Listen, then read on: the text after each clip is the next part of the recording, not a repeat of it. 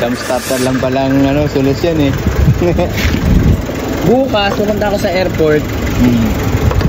Dali mo na lang muna yan. Ko na isang araw to. Oo. Parang may backup. Baka mamaya, baka sa airport pag-alis namin eh. Oo. Ayos.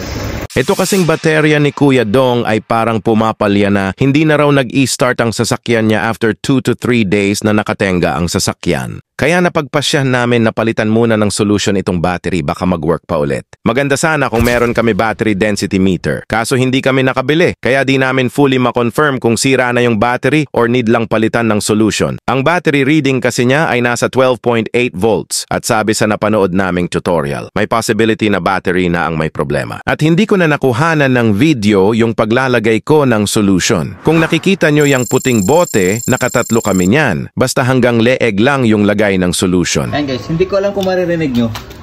Meron siyang clicking sound. Ayan o. Pag nagcha-charge siya. Meron siyang clicking sound.